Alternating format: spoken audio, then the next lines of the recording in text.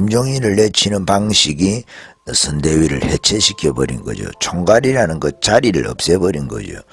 지금도 이준석이는 그 김종인이에 관해서 뭐 다시 모셔올 수 있는 것처럼 아니면 모셔오는데 노력을 하겠다 하는데, 아니 선대위의 총괄 그 자리라든지 선대위 자체를 해체시켜버리고 자리가 없다니까 이제 김종인이 내보내려고 선대위 해체시키고 총괄 그 자리도 없애버린 건데, 자리가 없는데 어떻게 들어오나, 자 이렇게 꿈꾸는 거죠.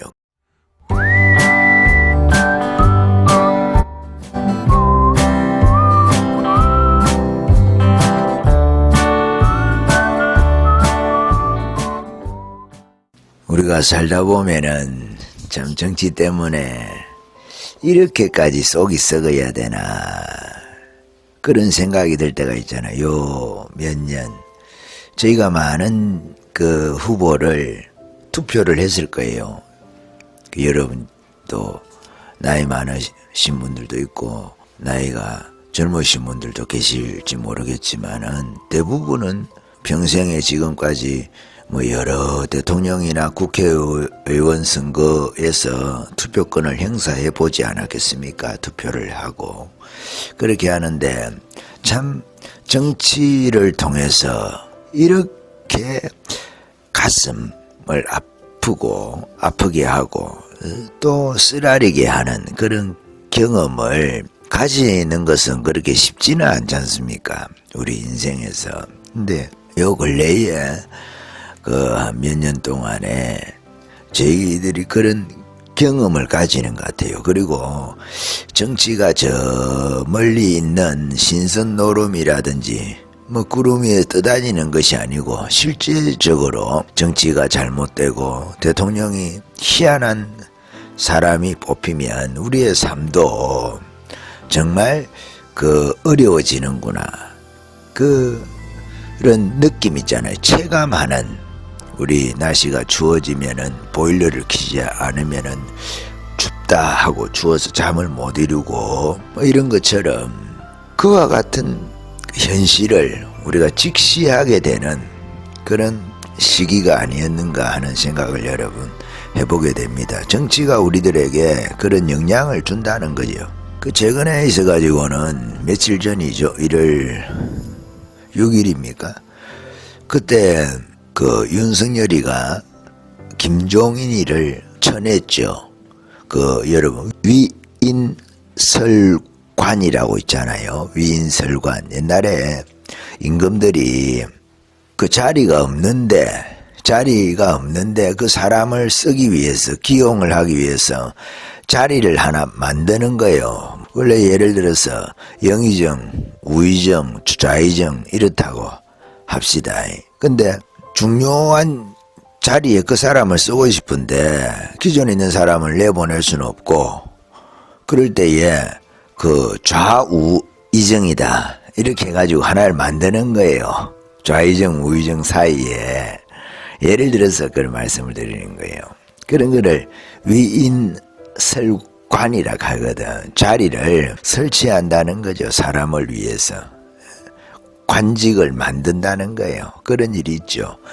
그런데 그런 말에 반대되는 말, 역위인설관 같은 경우가 있을 수가 있죠. 위인 폐관이라고 말할 수도 있어요. 폐관. 우리가 폐관수련 이렇게 하면은 문을 다 걸어 잠그고 그 수련을 하는 거지 않습니까? 수련을. 그렇게 해서 무술을 닦는다든지 학문을 한다든지 폐관수련이라고 하거든요. 폐관수련. 그런 것처럼 위인 폐관 말이죠. 없앤다는 거죠. 사람을 위해서. 지금 윤석열이가 이번에 선대위를 해체를 시켰습니다. 그 김종인이를 내보내야 되는데 안 나가려고 하니까 다 사표 내면은 자연스럽게 새롭게 임명을 하면 되는데, 그거에 대해서도 김종인이가 저항을 하니까 그냥 그러면 선대위를 없애버리자. 김종인이 하나를 없애기 위해서, 처리하기 위해서, 정리하기 위해서 그 선대위를 해산을 시켜버린 꼴이거든요. 이게 신의 한 수죠. 윤석열이로서는 이 신의 한 수 때문에 사실은 김종인이가 쿠데타를 하려고 한 거죠. 예, 윤석열이를 무시하고 이준석이하고 같이 해가지고 거의 이거는 3차 이준석의 난하고 같은 거예요. 1차는 그 울산에 간 거고 울산에서 만나서 그 봉합을 한 거고 2차는 조수진이 때문에 또 윤석열이 선대위에서 이준석이가 나간 거 12월 달에 나간 거고 3차가 실질적으로 이준석의 난입니다. 이준석이 하고 김종인이 하고 합세한 거지만은 실질적으로는 이준석의 난이라고도 할 수 있는 그래서 이 둘이가 세트로 해가지고 윤석열이를 김핵관이나 이핵관을 만들려고 한 거죠. 그 자기네들이 마치 대선 후보인 것처럼 자기네들이 마치 둘이서 짝짝꿍 해가지고 상황인 것처럼 해서 윤석열이를 꼬봉으로 윤석열이를 이준석이의 핵심 관계자라든지 윤석열이를 김종인이의 핵심 관계자 정도로 만들려고 그래서 꾸준히 지금까지 이준석이가 뭐 가만히만 있어도 승리할 수 있다 하면서 윤석열이는 아무것도 하지 마라. 이 말은 이런 거죠. 자기 말대로 할 것 같지 않으면 아무것도 하지 마라. 김종인이도 똑같은 이야기를 해온 것이죠. 근데 김종인이가 웅크리고 있다가 힘을 한번 써보려고 하다가 바로 날아간 거죠. 김종인이의 정체가 드러난 거죠. 정권 타령을 지금까지 해왔었는데 그 정권을 자기가 한번 소나기에 쥐어보겠다고 뭐 그립감 그렇게 하는데 김종인이는 그립을 강하게 쥐겠다 하는데 자기 사실은 자기 소나기에 윤석열이를 쥐겠다고 하는 거죠. 근데 윤석열이가 이번에 그 쥐어지지 않은 거죠. 김종인이를 내침으로 인해 가지고 김종인을 내치는 방식이 선대위를 해체시켜 버린 거죠. 총괄이라는 그 자리를 없애버린 거죠. 지금도 이준석이는 그 김종인이에 관해서 뭐 다시 모셔올 수 있는 것처럼 아니면 모셔오는데 노력을 하겠다 하는데 아니 선대위의 총괄 그 자리라든지 선대위 자체를 해체시켜 버리고 자리가 없다니까 이제 김종인이 내보내려고 선대위 해체시키고 총괄 그 자리도 없애버린 건데 자리가 없는데 어떻게 들어오나 자 이렇게 꿈꾸는 거죠. 그리고 이준석이가 자기가 이제 힘이 빠지니까 김종인이하고 유승민이를 다시 데리고 오려고 자기 딴에는 애를 쓸 겁니다. 그렇지만 힘이 많이 빠져 있죠. 그렇지만 이걸 완전히 처리를 했어야 되는데 이게 우파의 우왕거리를 남겨둔 것처럼 그 우파가 마음이 속이 많이 상한 거죠. 이번에 이준석이를 제거할 수 있는 절호의 기회였거든요. 어떻게 보면은 윤석열이가 손에 피 안 묻히고 그 의원들 한나라당이란다. 그 국민의힘 국회의원들이 100여 명이 모여가지고 말이죠. 그 사태 의결하면은 그 이준석이의 그 정당성 말이죠. 그게 없어지잖아요. 그러면은 힘을 확실히 뺄 수가 있는데 그 우리가 그렇게 바라던 일이죠. 그렇게 해서 비상대책위원회로 가서 나경원이가 비상대책위원장이 되지는 않는다 하더라도 헌법재판소라든지 대법원처럼 국민의힘에도 그 최고 기관이 있지 않습니까? 최고위원회라고. 거기에 9명이 구성원인데 5명이 사퇴를 하게 된다 하면은 그 의결 정족수가 안 되기 때문에 제적인은 5명 이상이 참석해야 되는데 참석을 할 수가 없지 않습니까? 그렇게 되면은 최고위원회 자체가 무력화가 돼가지고 그 당무수권을 가지고 있는 윤석열이가 비상대책위원회 구성을 추진을 할 수 있을 거예요. 근데 이번에 이제 그렇게 하지 않았죠. 사실은 그 비대위 체제로 가지 않는다 하더라도 그 의원총회에서 사퇴 결의만 한다 해도 실질적으로 당대표는 식물대표가 되는 거거든요.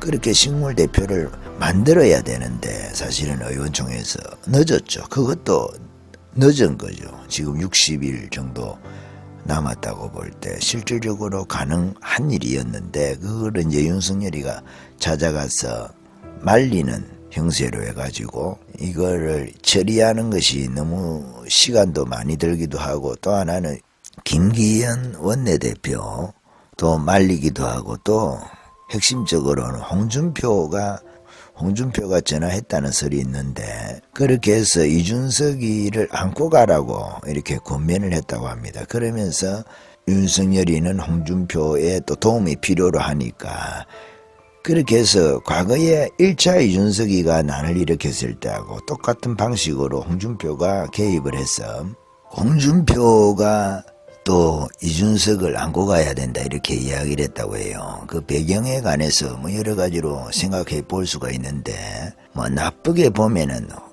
홍준표가 혹시 후보 교체가 될 수 있는지, 그거에 관해서 지금 감나무 밑에서 말이죠, 그 감이 떨어지도록, 후보 교체라는 그 감이 떨어지도록 이준석이하고 김종인이하고 둘이서 흔들어 주니까 후보의 지지율이 떨어지면, 그렇지 않겠습니까? 후보의 지지율이 떨어지게 되면은 그 후보 교체할 가능성이 사실은 없는데, 그 미몽을 말이죠, 꾸지 말아야 될 꿈을 꾸고 있는 거 아닌가. 그 꿈을 깨야 되는데 말이죠, 아직도 꿈을 깨지 못하고 있는 거 아닌가. 그래서 홍준표 채널이라든지 또 홍준표 지지자들의 채널을 제가 한 번씩 들어가 보면은 그렇습니다. 지금도 뭐 우리가 말하면 누구라도 알 수 있는 그 변호사 채널이 있어요. 그 또 신랑이 있는데 남편은 홍준표로 후보 교체가 되기를 간절히 바라는 마음에서 채널을 운영하는 것 같고, 그 들어보면 그 뉘앙스가 있잖아요. 그래서 계속 지금도 막 윤석열이를 까는 거예요. 우파 채널인데 계속 윤석열이를 까고 그 구독자 수가 꽤 됩니다. 그렇게 하고 또 그 아내 되는 그 변호사는 또 윤석열이에 대해서 계속 지지하는 입장에서 그렇게 이야기를 하고, 부부지간에도 참 그 어렵겠다 하는 생각이 들어요. 그게 끝이 났는데, 이미 경선이 끝이 났는데 그 집안에서는 지금도 경선이 계속 되고 있는 것처럼, 그런 것처럼 그 집안 이야기만이 아니라 우파라는 이 집안에도 여러분 그렇지 않겠습니까? 대부분 정권 교체 때문에 윤석열이를 지지를 하죠. 지금도 지지를 하면서도 아직도 여기 안에서도 이준석이라든지 홍준표라든지 어떻게 하면은 그 자기 정치죠, 일종의. 자기 정치를 위해서 우파의 일반 지지자들, 자기 팬층 말고 팬덤은 누구라도 갖고 있지 않겠습니까? 이준석이도 팬층이 있어요. 이준석이 저렇게 난리쳐도 이준석이 좋다고 지지하면서 그 바들이 있거든. 홍준표 역시 마찬가지고. 아니 경선이 끝나가지고 민주주의라는 것은 그렇잖아요. 경선을 불복을 하면 안 되잖아요. 그렇잖아요. 자기는 뭐 경선 불복이 아니라 하지만 계속 후보를 한 번씩 터미날 때마다 씹어요. 그래 하니까 그런 것은 경선이 끝이 났으면 이제는 황교안도 그렇고 또 누굽니까? 그 감사원장 했던 그런 분들도 다 지금 돕지 않습니까? 어떤 형태로든지 간에 아무도 디스하지 않아요. 그 윤석열이에 관해서. 근데 윤석열이에 대해서 유일하게 디스하는 사람이 그 경선 같이 했던 사람 중에 홍준표죠. 그리고 유승민이는 침묵을 하고 있는데 뭐 이준석이 뒤에서 뭐 어떻게 정치적으로 말이죠, 보이지 않게 자기는 원체 지금 우파에 의해 가지고는 그 찍혀 있으니까 자기가 전면에는 나서지 않고 말이죠, 이준석이를 통해서 기회를 엿보고 있는 거 아닌가라고. 아무 기회가 없는데 그래도 자기 생각에는 말이죠, 그런 거 아닌가 하는 생각이 들기도 합니다. 적어도 그래도 우리가 윤석열이가 홍준표까지는 이준석이 뭐는 당대표니까 어쩔 수 없고, 예를 들어서 자를 수 있으면 잘라야 되는데 이번에 기회를 놓쳤으니까 어떤 식으로든지 간에 홍준표가 거기에 이야기를 해서 자기가 도와줄 듯이 하면서, 이제는 뭐 김종인이가 나가 있으니까 김종인을 윤석열이가 정리를 했으니까 결별을 했기 때문에 홍준표가 윤석열이를 도와줄 수 있는 여건은 조성이 되어 있는 거지요. 이번에 그